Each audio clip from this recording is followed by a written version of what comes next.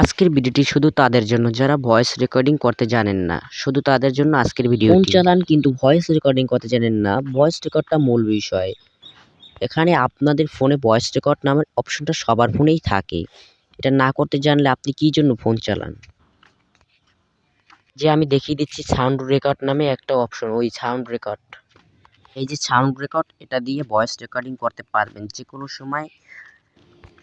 আপনি সাউন্ড রেকর্ডের ভিতরে প্রবেশ করলাম, তারপর এখানে ইন্টারফেস আসলো। এখানে কোনায় এই যে একটা চিহ্ন আছে, আমি যেটা ভিতরে ঢুকলাম, এখানে লেখা আছে ট্রাই ফাস্ট।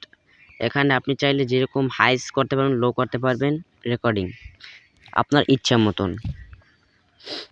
যেহেতু আমি এখন স্ক্রিন রেকর্ড করে আপনাদেরকে দেখাচ্ছি, তাই আমি ভয়েসটা রেকর্ডিং করতে পারতাছি না।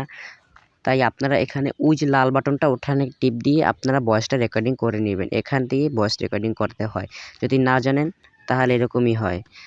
পরে ভিডিওটি আমি আপনাদের জন্য বানাবো যে কল রেকর্ডিং কিভাবে করতে হয়। সবাই আমার সাথে থাকবেন, আমার চ্যানেলটা সাবস্ক্রাইব করবেন, বেল আইকনে অল বাটনটি ক্লিক করবেন, যেন পরের ভিডিওটি আপনার মোবাইলে সবার পর